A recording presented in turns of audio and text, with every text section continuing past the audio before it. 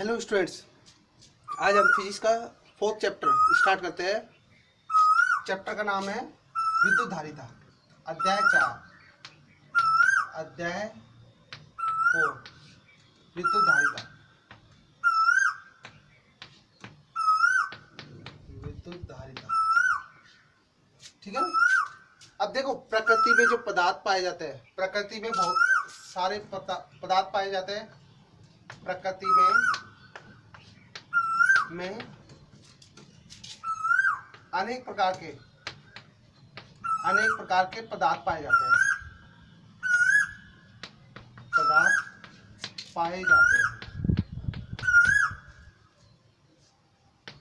ठीक है भाई।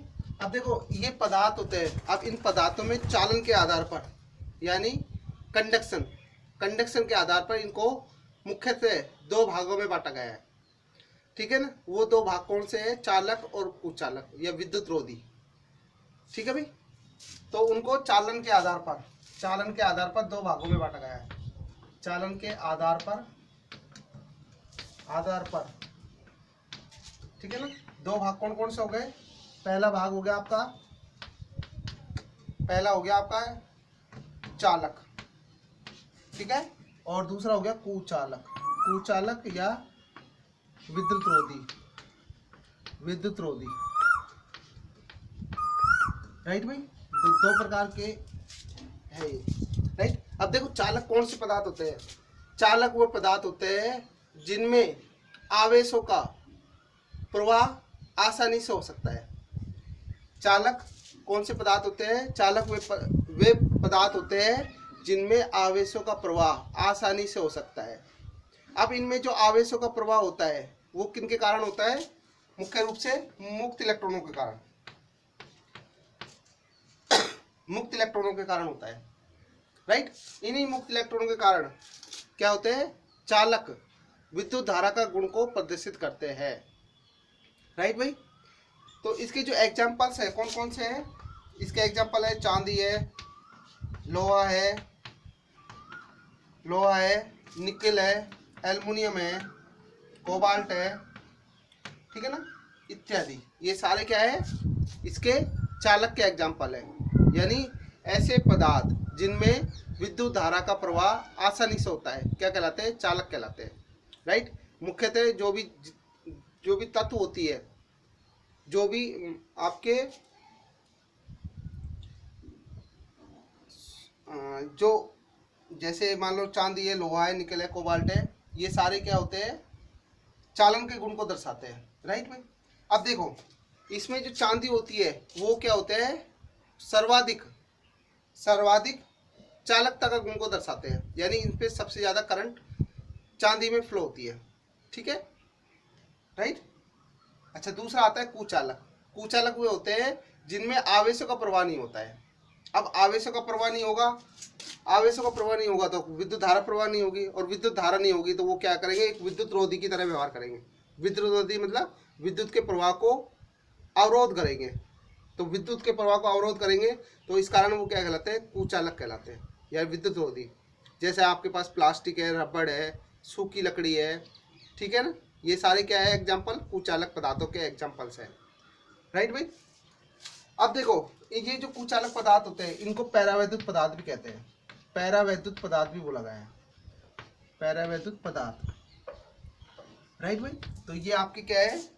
हमने चालन के आधार पर पदार्थों को 2 भागों में वर्गीकृत किया गया है, चालक व कुचालक। ठीक है भाई। अब इसके बाद आते हैं मुक्त इलेक्ट्रॉन्स और बद्ध इलेक्ट्रॉन्स क्या चीज होते हैं। राइट भाई। तो दोबारा देखिए, चालक वे पदार्थ जिनमें आवेशों का प्रवाह आसानी से हो सकता है वो क्या कहलाते हैं? चालक। अर्थात इनमें मुक्त इलेक्ट्रॉनों के कारण क्या होते हैं? विद्युत धारा का प्रवाह आसानी से हो सकता है। चांदी, ठीक है, सर्वाधिक चालकता के गुण को दर्शाती है। ठीक है, यानी सबसे अधिक जो करंट है वो किस में फ्लो होती है? किसमें होती है? चांदी में। बाकी आपके एग्जाम्पल सही है। कुचालक वे पदार्थ जिनमें विद्युत धारा का प्रवाह आसानी से नहीं होता, क्योंकि उनमें आवेश प्रवाह नहीं होते। आवेश प्रवाह नहीं होंगे तो वो क्या करेंगे? एक अवरोध की तरह व्यवहार करेंगे। इस कारण इसको विद्युत रोधी बोला गया है। इनके एग्जाम्पल्स है रबड़, प्लास्टिक, ठीक है ना, सूखी लकड़ी इत्यादि। देखो इनको पैराविद्युत पदार्थ भी कहा गया है, राइट भाई। अब देखिए इसके बाद आता है आपका मुक्त इलेक्ट्रॉन्स और बद्ध इलेक्ट्रॉन्स क्या होते हैं। कुचालकों में कोई भी मुक्त इलेक्ट्रॉन्स नहीं पाया जाता। अगर मुक्त इलेक्ट्रॉन्स नहीं होगा तो उसके कारण क्या होगी, उसमें विद्युत धारा भी प्रवाह नहीं होगी। अब नेक्स्ट इसमें ही है मुक्त इलेक्ट्रॉन्स क्या होते हैं, फिर इसके बाद करेंगे बद्ध इलेक्ट्रॉन्स, ठीक है। मुक्त इलेक्ट्रॉन्स यानी फ्री इलेक्ट्रॉन्स, दूसरा क्या नाम है इसका, फ्री इलेक्ट्रॉन्स, राइट भाई। देखो फ्री इलेक्ट्रॉन्स क्या होते हैं, हम जानते हैं कि कोई भी पदार्थ होता है, पदार्थ है वो किससे मिलकर बना होता है, पदार्थ मिलकर बना होता है अणु से, और अणु किससे मिला बनकर होता है, अणु मिलकर बना होता है परमाणुओं से, ठीक है ना। और परमाणु क्या है, किसी भी पदार्थ की सबसे सूक्ष्मतम इकाई है, सबसे छोटी छोटी है, मतलब पदार्थ की परमाणुओं के बाद इसको और भागों में नहीं तोड़ा जा सकता, ये इसकी लास्ट स्टेज होती है, ठीक है ना। किसी भी पदार्थ की सूक्ष्मतम इकाई क्या होती है, परमाणु होती है। अब परमाणु होती है तो परमाणु में क्या क्या चीज होते हैं, परमाणु में मेन चीज क्या होते हैं, इलेक्ट्रॉन्स होते हैं, प्रोटॉन्स होते हैं और न्यूट्रॉन्स होते हैं, ये तीनों चीज होते हैं, राइट। जहाँ पर इलेक्ट्रॉन पर कैसा आवेश होता है, ऋणावेश, प्रोटॉन पर कैसा आवेश होता है, धनावेश, और न्यूट्रॉन पर कोई आवेश नहीं होता है, राइट। अब इनकी पोजीशन कहाँ होती है कि परमाणु में इलेक्ट्रॉन, प्रोटॉन, न्यूट्रॉन की पोजीशन कहाँ होती है वो देखते हैं हम, ठीक है। तो सबसे पहले कोई पदार्थ है, ये आपका एक परमाणु है, ठीक है भाई, ये क्या है, एक परमाणु है। परमाणु होता है तो इसमें एक नाभिक होती है, नाभिक, ठीक है। ये क्या कहलाएगी, इसकी नाभिक, नाभिक। अब नाभिक के अंदर क्या चीज होती है, मेन तो दो होती है। नाभिक संपूर्ण रूप से क्या होता है, धनावेशित होता है, क्योंकि इसके अंदर प्रोटॉन्स होता है, क्या होते हैं, प्रोटॉन्स। और प्रोटॉन पर मेनली क्या होते हैं, धनावेशित होते हैं, क्या होते हैं, वो धनावेशित होते हैं, और न्यूट्रॉन पर कोई चार्ज नहीं होता है। नाभिक के अंदर मुख्य रूप से क्या होते हैं, ये दो चीज होते हैं, प्रोटॉन्स और न्यूट्रॉन। इनको संयुक्त रूप से न्यूक्लियन भी कहा जाता है, इन दोनों को न्यूक्लियन भी कहा जाता है, न्यूक्लियन, राइट भाई। अब देखिए, अब आपके पास बचे ये दो इलेक्ट्रॉन्स। अब इलेक्ट्रॉन्स क्या होते हैं, इसके बाहरी कक्षा में चक्कर लगाते रहते हैं, यानी यहाँ पर क्या है, ये इनका चक्रण चलता रहता है, रिवॉल्व करते रहते हैं इसकी परिधि के चारों, राइट भाई। इस पे इस तरह से ये इसमें रिवॉल्व करते रहते हैं, चक्कर लगाते रहते हैं, राइट भाई। तो ये तीन पोजीशंस है आपकी, तो इसमें इलेक्ट्रॉन, प्रोटॉन, न्यूट्रॉन की, राइट भाई। अब देखो सबसे पहले जो बात करते हैं सोडियम की, सोडियम कितने नंबर पे आता है, आवर्त सारणी में 11 नंबर पे आता है, ठीक है, राइट भाई। तो इसका देखो इलेक्ट्रॉनिक विन्यास क्या होगा, 1s2 2s2 2p6 3s1, ये इसका क्या होगा, परमाणु क्रमांक होगा। इसी तरह से हम और भी ले सकते हैं, एल्युमिनियम, सिलिकॉन, जर्मेनियम, ठीक है ना। जैसे मान लेते हैं सिलिकॉन है, सिलिकॉन कितने नंबर पे आता है, 14 पे आता है, तो ये कितना हो जाएगा इसका, 1s2 2s2 2p6 3s2 10 12 और 3p2 हो रहा है इसमें। इसके बाद यहाँ पर 3p2 हो रहा है, ठीक है ना। देखो 2 2 4 4 और 6 10 10 और 2 12 12 और 2 14, मतलब 14 नंबर पे आता है, राइट, इस तरह से। तो अब देखो इनको किस तरह से हम इसमें दर्शाते हैं, ठीक है भाई।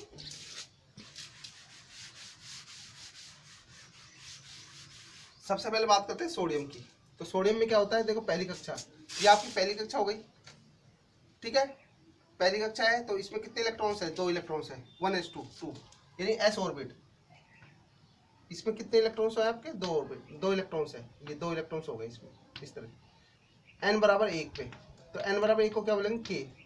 दूसरी ऑर्बिट है, दूसरी ऑर्बिट में कितने इलेक्ट्रॉन्स है, 2 और 6, कितने टोटल 8 है। तो ये n बराबर 2 हो गए, kl। तो कितने हो गए, 8 इलेक्ट्रॉन, 1 2 3 4 5 6 7 ये 8, ये 8 इलेक्ट्रॉन्स हो गए, kl। इसके बाद थर्ड ऑर्बिट है, थर्ड ऑर्बिट में देखो कितने इलेक्ट्रॉन्स है, 1 इलेक्ट्रॉन्स है। अब देखो n बराबर 3, n बराबर 3 KLM, राइट भाई। तीन, इसमें एक इलेक्ट्रॉन है, राइट भाई, सोडियम के लिए। अब देखिए कि हमें पता है कि भाई कोई भी परमाणु होता है उसके विभिन्न कक्षाओं में इलेक्ट्रॉन का जो स्थायित्व, इलेक्ट्रॉनों का स्थायित्व किस प्रकार से रिप्रेजेंट करता है। एक फॉर्मूला होता है 2n स्क्वायर।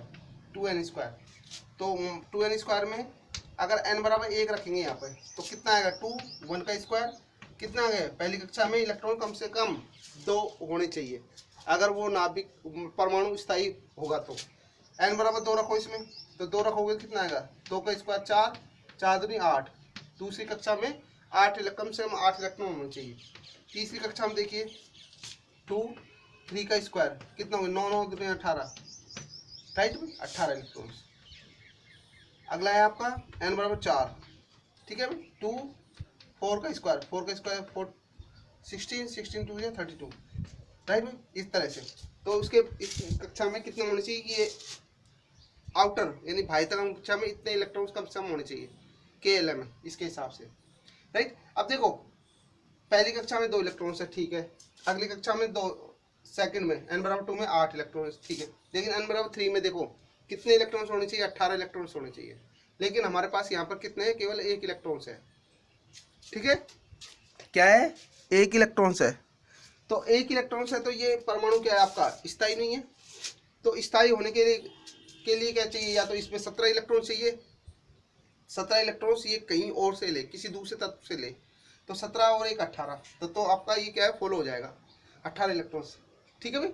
लेकिन अब क्या है यहाँ पर आपका केवल 1 इलेक्ट्रॉन्स है, अब क्योंकि 17 इलेक्ट्रॉन्स एक दम से ले नहीं सकता।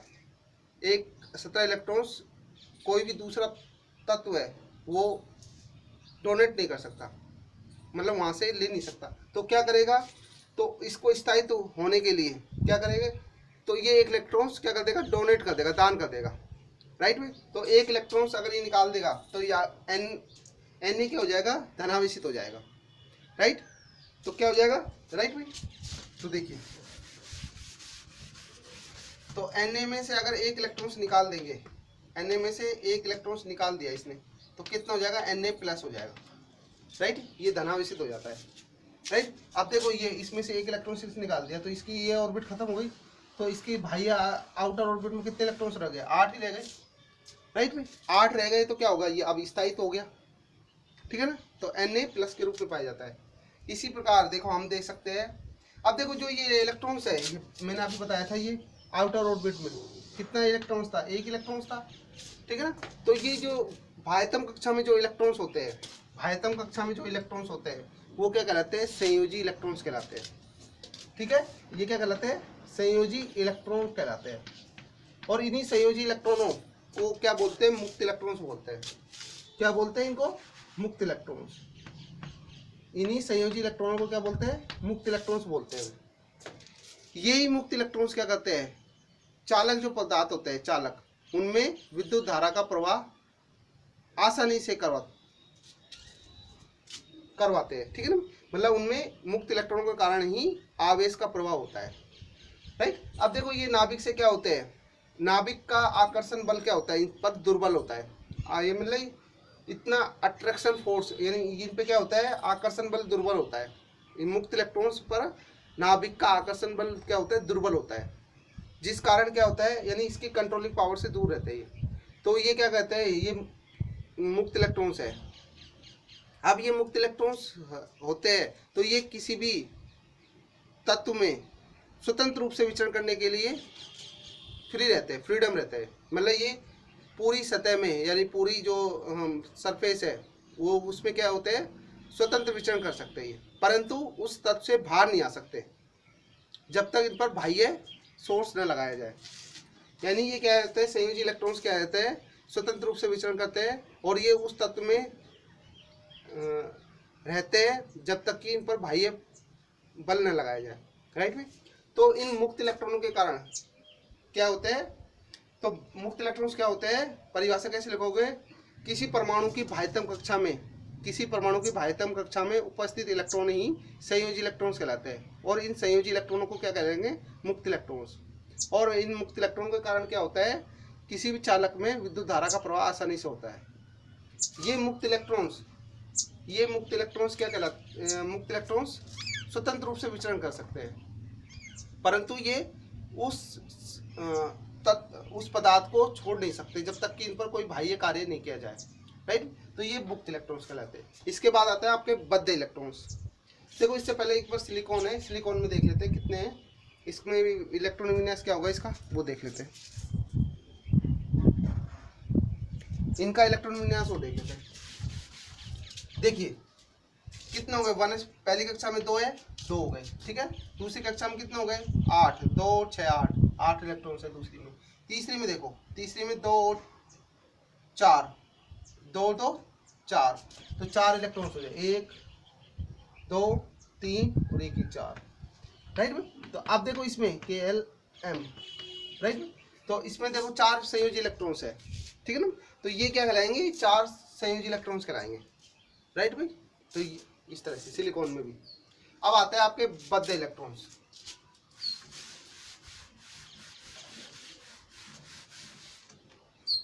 बद्ध इलेक्ट्रॉन्स,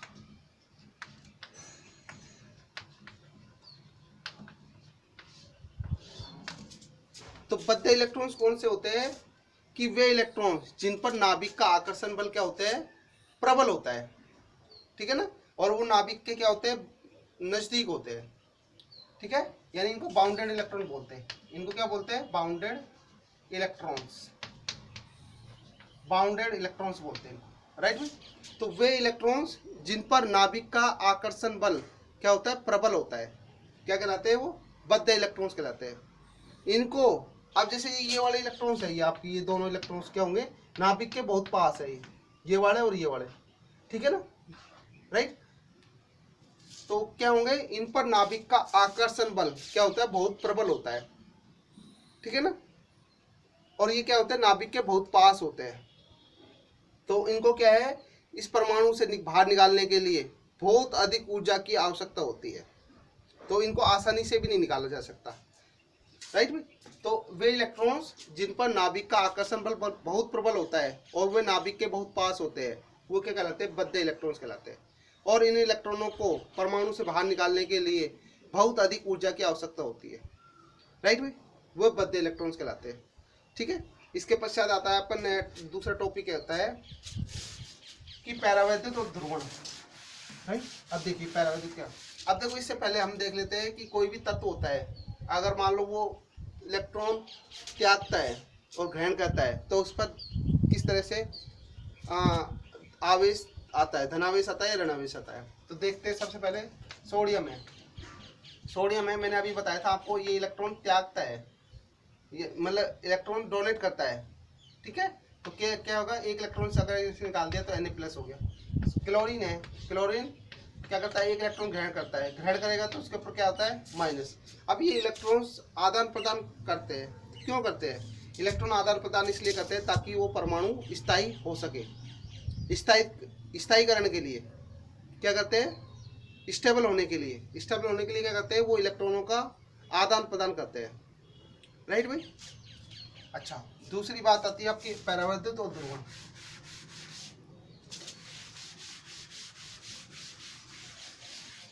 देखो परावैद्युत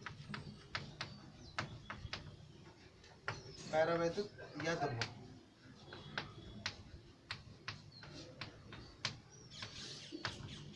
ठीक है। अब देखो परावैद्युत पदार्थ कौन से होते हैं, वे पदार्थ जिनमें विद्युत धारा का प्रवाह तो आसानी से नहीं होता है, विद्युत धारा का प्रवाह तो आसानी से नहीं होता है, लेकिन अगर इनको विद्युत क्षेत्र में रखा जाए, यदि इनको विद्युत क्षेत्र में रखा जाए तो ये विद्युत का प्रभाव को प्रदर्शित करते हैं, यानी कुछ पार्ट इसमें विद्युत प्रभाव मतलब इलेक्ट्रिक इफेक्ट शो करते हैं। वो कुछ ही पदार्थ होते हैं, सभी पदार्थ नहीं होते, सभी पदार्थ परावैद्युत नहीं होते हैं, ठीक है भाई। तो वे पदार्थ जिनमें विद्युत धारा का प्रवाह तो आसानी से नहीं होता है, परंतु इनको विद्युत क्षेत्र में, बाह्य विद्युत क्षेत्र में रखने पर वो विद्युत का प्रभाव आसानी से दर्शाती है, विद्युत का प्रभाव दर्शाते हैं। जैसे एग्जांपल्स की बात करें, एग्जांपल्स है आपका मोम है, अब्रक है, ठीक है, माइका है, राइट, एबोनाइट, ठीक है, और दूसरा क्या है आपका तेल है इसमें, ठीक है ना। ये सारे इसके एग्जांपल्स हैं। यानी देखो ये आपका विद्युत क्षेत्र हो गया, ये विद्युत क्षेत्र हो गया, ठीक है ना, ये विद्युत क्षेत्र हो गया। तो इसके अंदर जैसे मान लो आपने ये अब्रक रखा है यहाँ पे, ठीक है, तो अब्रक रखा तो इसके अंदर जो भी इलेक्ट्रॉन्स प्रोटॉन्स है उनमें क्या होता है, आवेश होते हैं इसके अंदर जो आवेश होगा उनका क्या होगा, थोड़ा सा रीअरेंजमेंट हो जाता है। रीअरेंजमेंट का मतलब क्या होता है, तनिक व्यवस्थित हो जाते हैं, वो थोड़े आवेश क्या होते हैं, पुनः व्यवस्थित हो जाते हैं। मान लो जैसे इनको विद्युत क्षेत्र में रखते हैं, बाह्य विद्युत क्षेत्र में रखा है इसको, बाह्य विद्युत क्षेत्र में रखा तो इसके अंदर क्या होते हैं, आवेशों का पुनर्वितरण होता है, आवेशों का पुनर्वितरण जिसको बोलते हैं रीअरेंजमेंट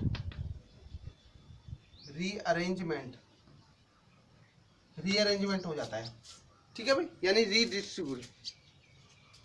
तो इसके कारण क्या होता है, ये पैरावैद्युत पदार्थ होते हैं। मैंने आपको बताया था जो पैरावैद्युत पदार्थ होते हैं वो कुचालक पदार्थ होते हैं, लेकिन सभी कुचालक पदार्थ पैरावैद्युत नहीं होते, ठीक है।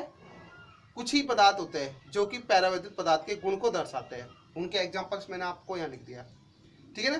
तो इनमें से अगर कोई सा भी पदार्थ को ये वैसे जनरली विद्युत धारा प्रवाहित नहीं करते हैं, लेकिन इनको अगर बाह्य विद्युत क्षेत्र में रखा जाता है, तो ये विद्युत के प्रभाव को प्रदर्शित करते हैं। तो मैंने आपको अभी बताया था अगर इनको इलेक्ट्रिक फील्ड में रखा जाए तो इनके अंदर जो आवेश होंगे वो आवेशों का क्या होगा, पुनः अरेंजमेंट होता है, पुनः वितरण होता है, ठीक है ना। यानी थोड़ा थोड़ा अपने क्या है, डिस्प्लेसमेंट हो जाते हैं, राइट। तो इस कारण क्या है, पैरावैद्युत पदार्थ ये होता है, ठीक है भाई।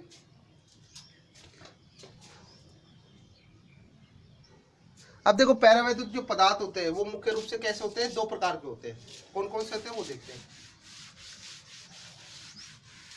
ध्रुवण अपन आगे पढ़ेंगे अभी। पैरावैद्युत पदार्थ मुख्य रूप से दो प्रकार के होते हैं। पैरावैद्युत पदार्थ मुख्य रूप से दो प्रकार के होते हैं,